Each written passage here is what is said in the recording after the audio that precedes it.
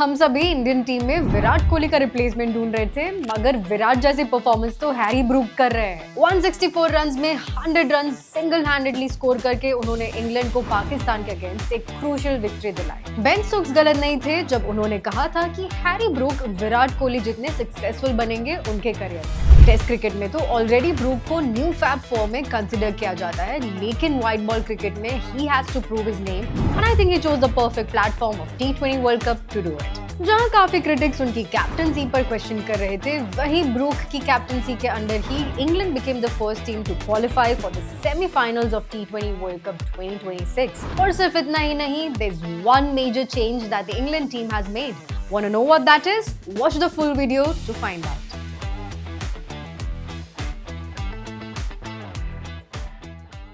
2022 में इंग्लैंड के against final हारने के बाद रोहित शर्मा ने कहा था कि इंडिया भी अब इंग्लैंड की तरह इंटेंस से परफॉर्म करेगी। इंडिया ने अपना पूरा माइंडसेट और गेम प्ले उसी हिसाब से चेंज कर दिया। This gave them the 2024 T20 world cup as well। लेकिन यही फॉर्मूला इंग्लैंड के लिए वर्क नहीं कर रहा। बेसबॉल धीरे धीरे उनके लिए ही डेंजरस प्रूव हो रहा है।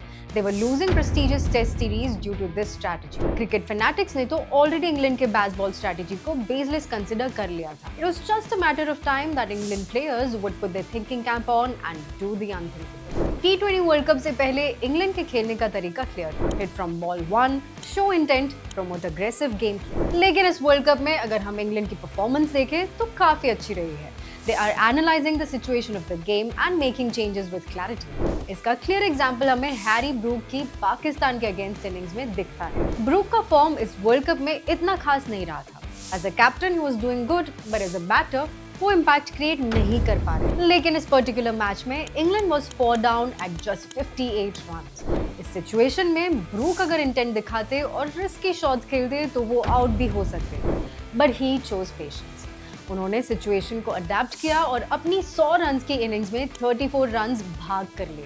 अपनी स्ट्राइक रेट को मेंटेन रखा और रन चेज को पॉसिबल किया। He had a shot control rate of 89% and a strike rate close to 200. Brooke की इसी सेंचुरी के चलते he became the only fourth player in the history of T20 World Cup to score a century while chasing. सिर्फ इतना ही नहीं, he became the third England player to have scored centuries in all three formats. England एक embarrassing loss से बच गई and eventually semis के लिए क्वालिफाई कर गई। अगर मैं आपसे पूछूं कि चेज करते हुए आपको कौन सी इनिंग्स याद होगी, तो आई एम श्योर आप विराट की मोहाली वाली इनिंग्स अगेंस्ट ऑस्ट्रेलिया कहोगे। अगेंस्ट पाकिस्तान एट मेलबर्न वाली इनिंग्स याद करोगे, right? But what if I tell you Harry Brook की ये इनिंग्स भी इंग्लैंड के लिए उतनी इंपॉर्टेंट है। जहां दूसरे किसी इंग्लिश बैटर ने 30 रन तक स्कोर नहीं किए, वहां ब्रूक ने सेंचुरी लगाकर एक कैप्टन्स नॉक खेला। This is what Virat used to do, right? England भले ही फेवरेट्स नहीं रही हो T20 वर्ल्ड कप में, पर उनके ये नए माइंडसेट और ब्रूक के फॉर्म में आने के चलते they can maybe go and win the tournament as well.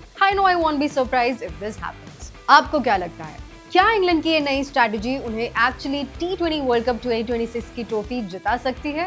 Let us know your reactions below and stay tuned for more interesting cricket updates.